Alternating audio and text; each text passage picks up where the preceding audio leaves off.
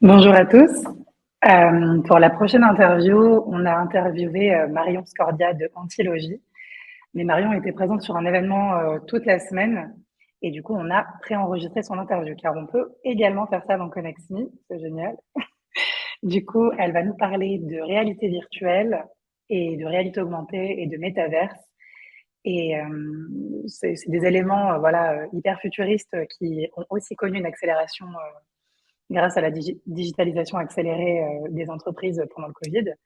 Et on a voulu ouvrir le sujet qui nous rassemble aujourd'hui vers ces éléments-là et de se poser la question sur le peut-être, peut-être que c'est ce que l'avenir nous réserve, le futur nous réserve, quand, quand les événements ne seront pas physiques, seront-ils en VR, dans le métaverse. Tout de suite, je vous laisse avec cette interview de Marion.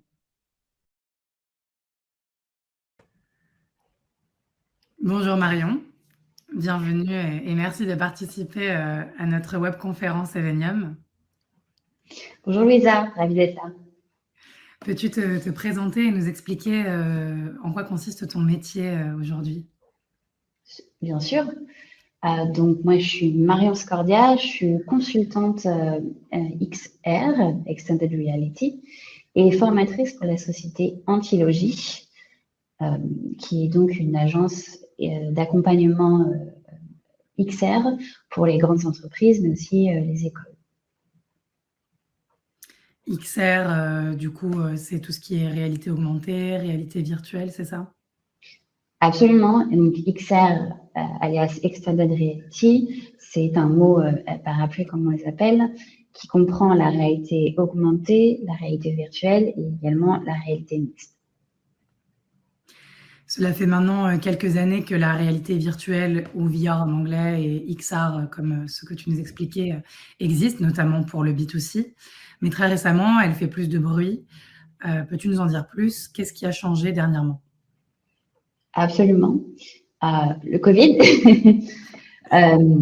Il se trouve que donc, depuis à peu près 2 ans que le Covid est parmi nous, aujourd'hui, on a complètement transformé notre façon de travailler et le remote s'est installé comme fixe et base pour travailler pour la plupart d'entre nous. Aujourd'hui, beaucoup de gens ont du mal à revenir en présentiel et beaucoup d'entreprises adoptent le format hybride de jours de télétravail et jours de présentiel. Pourquoi est-ce que la réalité virtuelle est revenue sur le devant de la scène? Parce qu'aujourd'hui, elle offre un nouveau médium de travail pour beaucoup d'entreprises pour leurs employés en remote.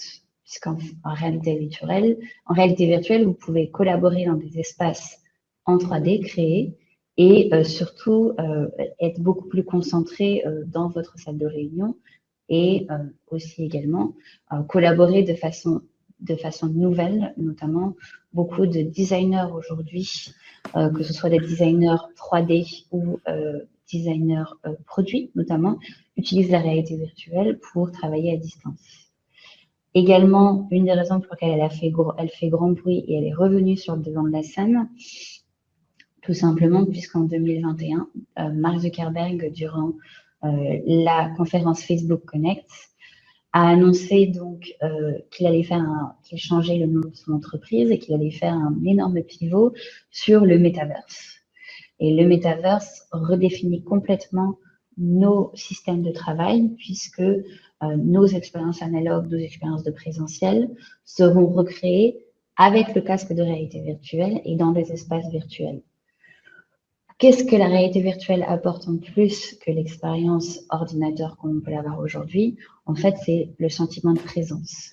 Puisque quand vous avez un casque de réalité virtuelle, votre cerveau va comprendre l'expérience qu'il vit comme la réalité, comme lorsque vous faites du roller coaster avec un casque de réalité virtuelle, vous avez vraiment la sensation, même si vous n'êtes pas déplacé physiquement.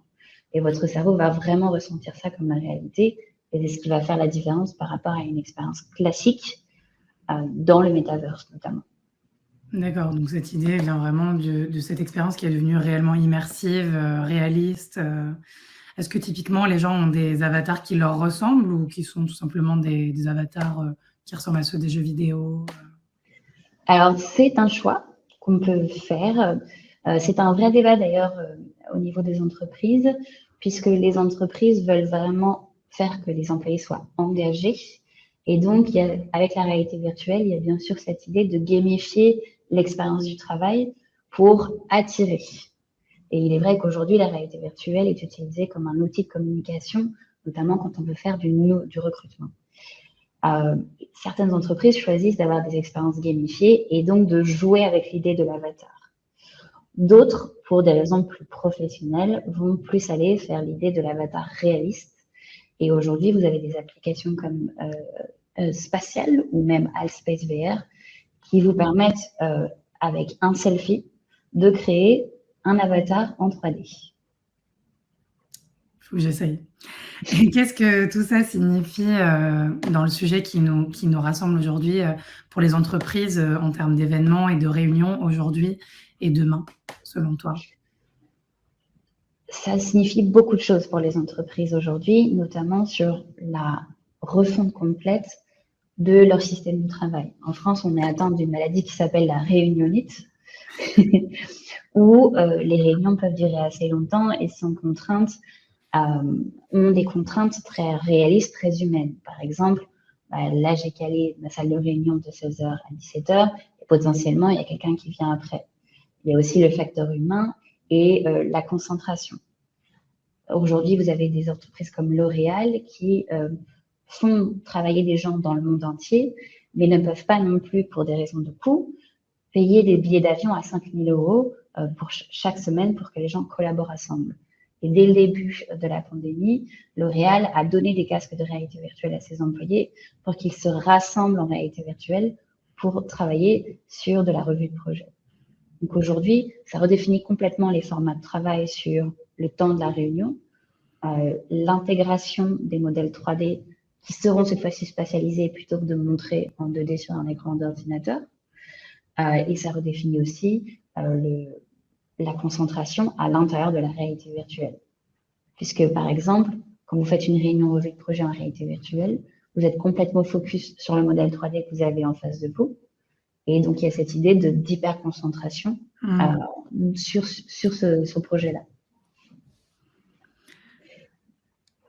Quelle est ton expérience? Je sais que toi, tu as déjà fait des réunions en VR dans le métaverse. Quelle est ton expérience personnelle de ce mode de fonctionnement? Qu'est-ce que tu en penses? Quel est ton ressenti? Alors, après, donc moi, j'ai commencé à travailler chez Antilogie en 2018. Et c'est toujours un plaisir infini de faire découvrir la réalité virtuelle pour la première fois à des personnes. Il y en a encore aujourd'hui qui mettent les casques pour la première fois. Et ça étonne énormément. Moi, je fais vivre aujourd'hui à travers des ateliers l'idée du métaverse. Je suis bien claire et précise à tout début dans l'atelier. Ce que vous allez voir aujourd'hui, c'est pas forcément ce qui va exister et ce qui va être déployé concrètement dans quelques années. Mais par contre, ça va vous donner une idée et aussi vous faire se projeter dans les usages futurs de qu'est-ce que mon avatar, qu'est-ce que ma représentation dans un espace virtuel, et surtout, qu'est-ce que l'immersion et l'illusion et le sentiment de présence avec un casque de réalité virtuelle. Et donc, un atelier très classique chez nous, c'est on fait créer donc un avatar à partir d'une photo et on aide les gens dans la prise en main du casque de réalité virtuelle et puis ensuite, on les amène dans un espace personnalisé selon les couleurs de l'entreprise de l'atelier, pour après leur faire vivre cette idée de l'immersion dans un espace virtuel, cette idée aussi d'échange et de travail. Ce qu'on veut leur montrer, c'est que la façon dont on va échanger, la façon dont on va travailler, collaborer et proposer des contenus, produire des contenus va complètement changer. Récemment, j'ai travaillé pour une entreprise de commerce en leur faisant faire un atelier de design thinking très simplifié en réalité virtuelle.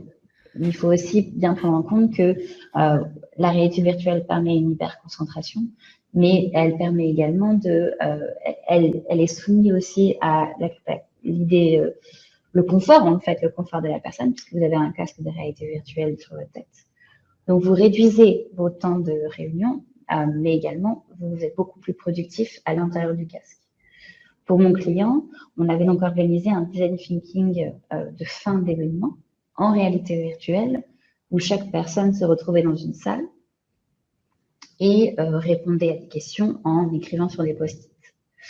L'idée aussi du son spatialisé fait que vous étiez à distance, mais vous recréez cette idée de l'expérience analogue de je suis dans un espace virtuel, mais en même temps, j'ai l'impression de vivre l'expérience physique, à recréer l'expérience physique de je suis dans un salon et je peux me balader d'espace en espace et discuter avec quel avatar est proche de moi ou pas. C'est cette idée-là aussi. D'accord. Ça a l'air hyper intéressant. Il faudrait que tu me fasses tester à l'occasion.